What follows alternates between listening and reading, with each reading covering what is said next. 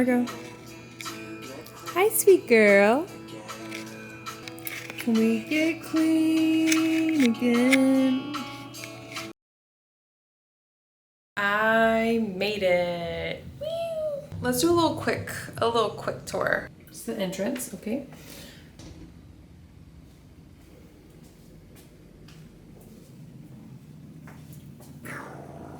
Basic, cheap shower curtain, you know the drill. Something kind of cute is they have this. There's also a mini fridge down there, and my bed, TV. It's very cramped, but whatever. Free breakfast. I just wanted to talk about my flying experience. So I had a layover, which I tried to avoid layovers at all costs, but unfortunately there was not a direct flight. It took me 8 hours to get here. So I flew Frontier, which was my first problem. So I tried to get the boarding pass, right? I had it loaded the day before in the app. I didn't screenshot it because I'm like, well, it loaded once, I'll just pull it up on my phone again. No, I couldn't pull it up because the app wasn't working. So I had to stand in line for 30 plus minutes to get my boarding pass printed out by an agent, and they charged me a $25 agent service fee.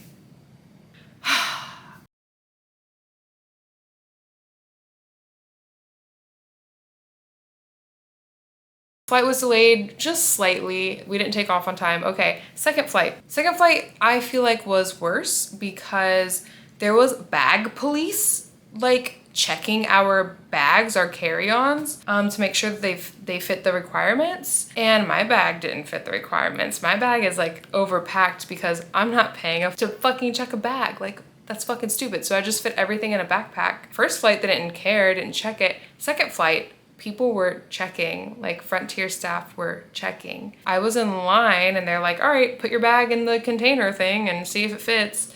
They were forcing people to check bags. So I just casually like walked out of line and walked in the boarding line, and no one caught it because I would have been pissed if they would have got me to check a bag and to pay a $25 agent fee for something that was not my fault.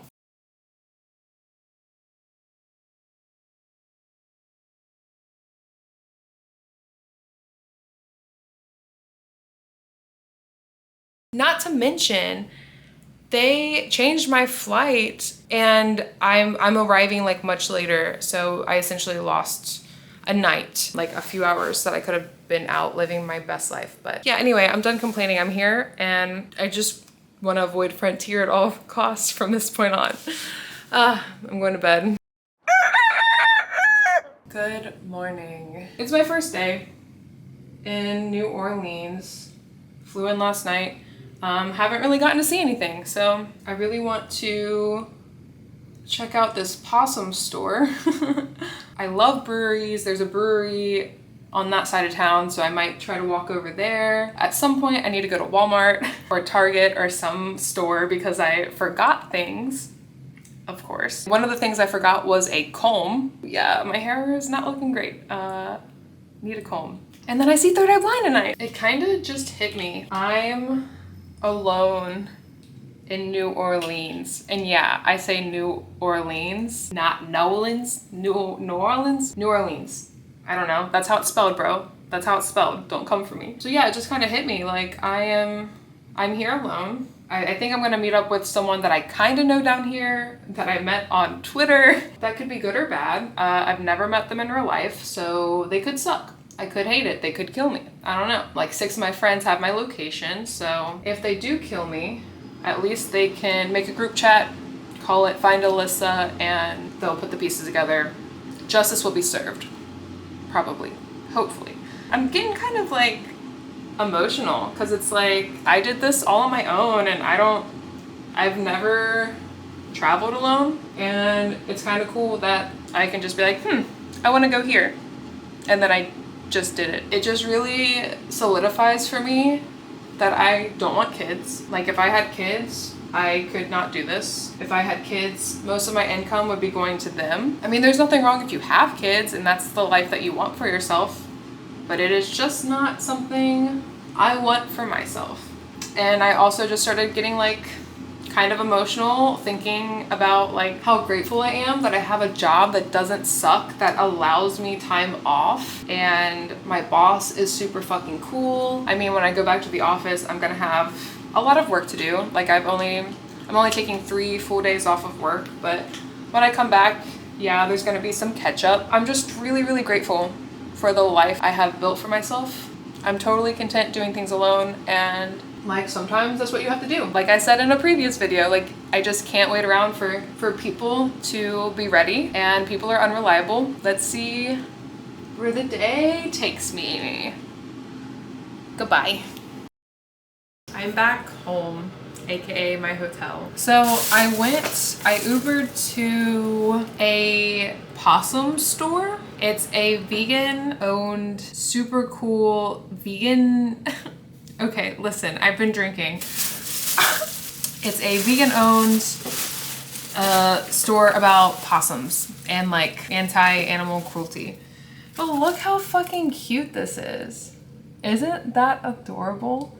I had to get it. And there was a bunch of other artwork that they were selling. There's like t-shirts and mugs, and it was just a super cute little store that I had to go to. Coco Alley Boutique, I think is what it's called. Like, are you kidding me? A fucking possum eating mushrooms. That's adorable. I did make it to Walmart, in case you were wondering. I bought a brush. I have yet to brush my hair. And I also bought earplugs. I also went to a gourmet apple place. I think this is a cheesecake dipped apple. I think, I don't know. We'll find out. And then I also got a Oreo dipped apple. And I also went to a brewery. I went to like, oh, what's the name of it? Urban South Brewery. That's where I went. It was a very cool, super hip spot. I really liked it. They had an RV inside and it was very cutely decorated. Some more stuff I got from that apple place. I don't know what this is. This is like a graham cracker something. Marshmallow. I hate marshmallow, but it sounded good. And I also got a Nutter Butter.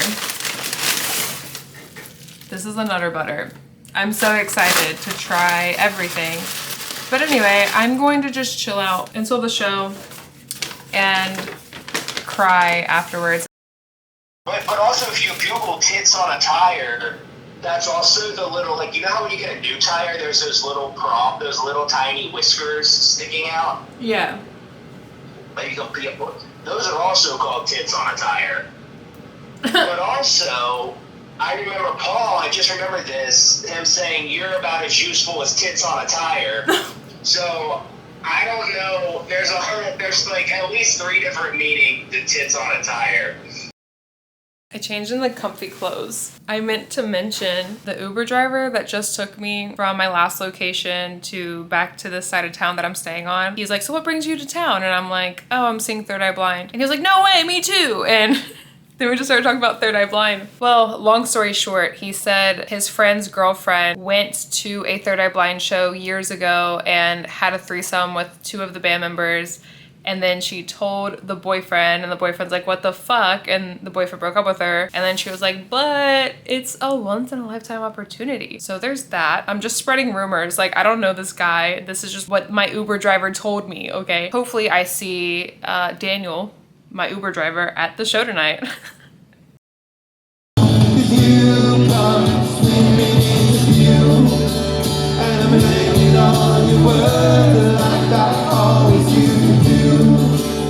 The words we use so lightly only feel for you. I only know because I'm way back down in the background.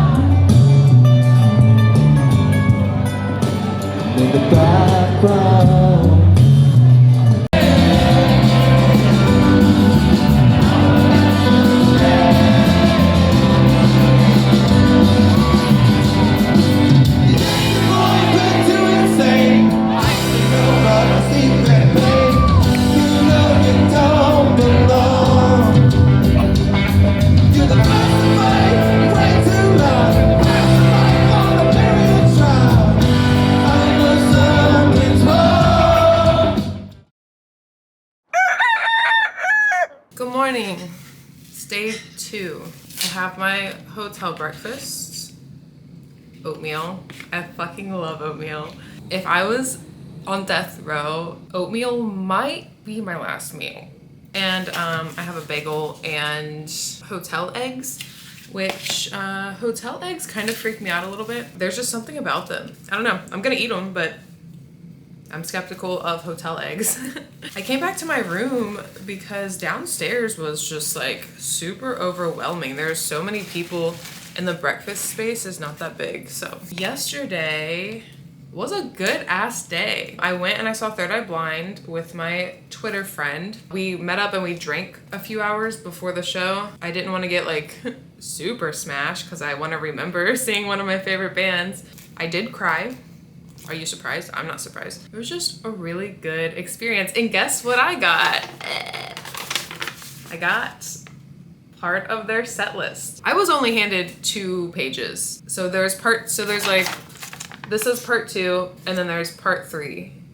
So I was handed part 2 and all of part 3 on a separate page. So I don't know who got part 1, but I gave the other part of the part 3 page to a kid who also wanted a set list. But he was like super young, probably not older than 20. And I'm just like, name 3 songs. Do you even know Third Eye Blind? Today I am going to get tattooed. I'm gonna go get a Third Eye Blind tattoo. Everyone should take a trip by themselves because this has just been so much fun. It makes me realize that I am way more capable than I believed, past tense, that I am. That's just my my little thoughts I have on it. Yeah, so the plan today is to get tattooed and really just drink. I'm gonna probably meet up with my Twitter friend again. Yeah, just get tattooed and drink. That's really all the plans today. See ya.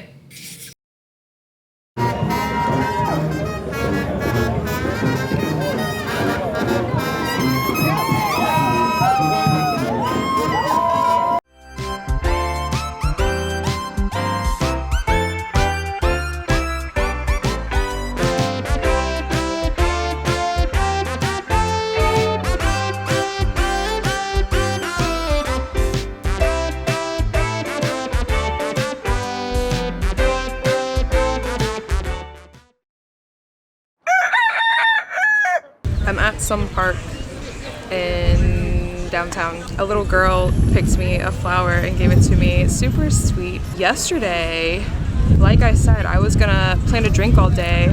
So I went and I got tattooed. I'll put a photo in. Got my Third Eye Blind tattoo. Afterwards, I met up with my friend from Twitter. For the sake of this story, I'm gonna call him D. We drank for like 6 hours and I'm a lightweight, so I told him I need to go back to my hotel and take a little nap and I'll meet up with him later. So that's exactly what I did. I woke up and then he wanted to go to some emo night with him and his friends. So I met up with him after I woke up. The plan was just to like drink some more and listen to emo music. Well, I get there, meet up with D. He had a friend and his friend's girlfriend.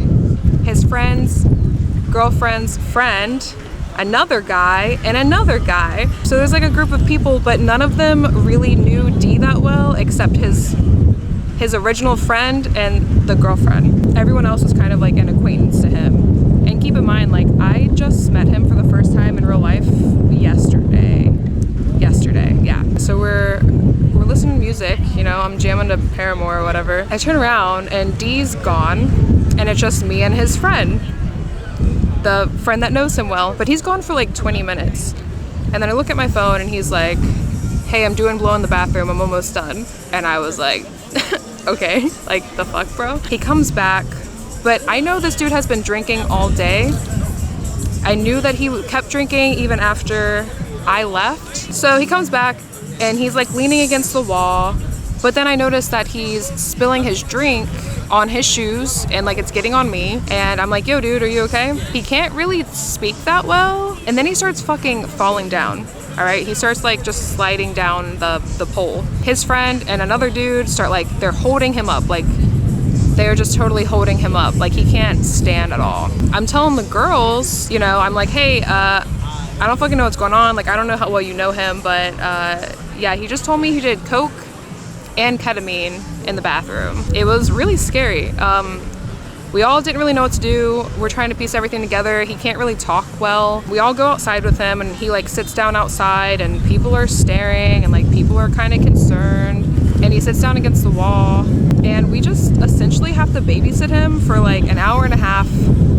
We're just trying to piece together shit. So he lives like an hour away from where we are, and he has a friend who lives nearby. So he stays at his apartment. He told me he has a key to his friend's house. We're trying to ask him stuff, like he was able to manage to give his friend his passcode to his phone. So we're going through his phone and we're like trying to figure out the friend of who he's staying at, because he can't tell us where he's staying. I told them to look through the Uber history to see what address he could be staying at. But it doesn't even matter. Even if we knew the friend, even if we knew the address, it's like someone has to go with him to make sure he gets there safely, because he is like fucked up. I mean, even if an Uber agrees to pick him up, like he's fucked up. So someone has to go with him to make sure he gets there safely. I eventually asked, like, okay, what key? Like, where is your key? And once he's able to like kind of talk a little bit better, he tells me he doesn't even have a fucking key. He just breaks and enters. He gets in using his driver's license, actually. So I'm like, bro, what the fuck? Like, just everything, what the fuck? When he is able to speak and use his words, all he's saying is, don't walk home tonight. Don't walk home. I'll pay for your Uber. Don't walk home.